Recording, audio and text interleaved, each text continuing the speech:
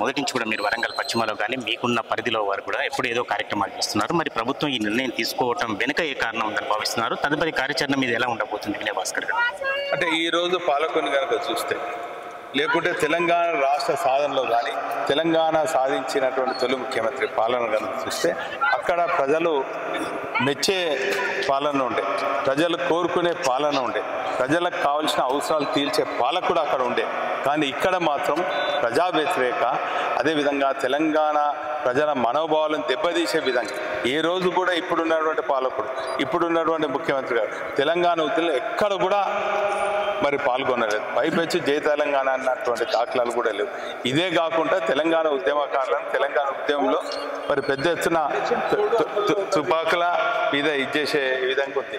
కాబట్టి ఖచ్చితంగా ఈరోజు కాకతీయుల ఆర్చను కానీ కాకతీయుల చార్మినార్ కానీ ఈ లోగోల నుంచి మీరు ఈ రాష్ట్ర ముద్ర నుంచి తీయాలని చేసే ప్రయత్నం ఖచ్చితంగా ప్రజా వ్యతిరేకంగా. 2వ తారీఖు దశాబ్ది ఉత్సవాలు ప్రభుత్వం నిర్వహిస్తుంది. ఈ 3 రోజుల్లో కార్యాచరణ ఏం చేయబోతున్నారు? వాస్తవంగా ఈరోజే ఇంతకుముందు 4 నెలల క్రితము వాళ్ళందరూ కూడా చెప్పిండ్రు. ఏమని చెప్పిండ్రు? దీన్ని ఆలోచిస్తున్నాం, సబ్ కమిటీ వేసినాం ఇదే అని చెప్పి. కమిటీ లేదు, సబ్ కమిటీ లేదు, తన వ్యక్తిగత నిర్ణయాలు ప్రజల మీద రుద్దుతున్నారు. మీరు చంద్రబాబు డైరెక్షన్ నడుస్తుందని మేము భావిస్తున్నాం.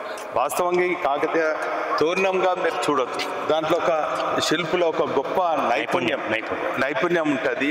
అందులో అనేక మంది మేధావులు రంగరించినటువంటి ప్రకృతికి సంబంధించినట్టు ఉంటుంది. వాస్తవంగా మనం చూసినట్టయితే చరిత్రకారులు చెప్పినటువంటి అంశం ఏదో దీన్ని స్వాగత తోరణమో లేకుంటే ఇంకేదో కాకతీయ తోరణంగా చూడకుండా దాన్ని క్షుణ్ణంగా కూడా మనం అధ్యయనం చేసి మనం చూసినట్టయితే అక్కడ ఉన్నటువంటి కాకతీయ తోరణం మీద ఉన్నటువంటి అంశాన్ని కనుక చూసినట్టయితే అది పక్షులకు రారాదు. అంటే ప్రకృతిని ఉన్నటువంటి పక్షులను కూడా ఈ కాకతీయుల సామ్రాజ్యం కాపాడుతాం. అదేవిధంగా ఒక రైతు అంటే ఇక్కడ పచ్చగా ఉండడానికి రైతుల కోసం అనేక పథకాలు చేపట్టి అనేక సంక్షేమం కోసి అనేక జలాశయాల నిర్మాణం చేపట్టి 42,000 గొలుసు కట్టిన చెరువులు దేశంలో ఎక్కడ కూడా లేదు. కేవలం కాకతీయుల పాలన ఉన్నటువంటి సామ్రాజ్యాన్ని మనకు కనబడుతుంది. అంటే దీన్ని బట్టి కనబడేది ఏంటి? రైతులకు కూడా ఒక సామాన్యునికి లాభం చేకూరే విధంగా ఈ పాలన జరిగింది. అదేవిధంగా దాన్ని ఏమంటారు, మొసళ్ళు కూడా ఎక్కడ కనబడతాయి మనకు? మొసళ్ళు కూడా ఉంటుంది.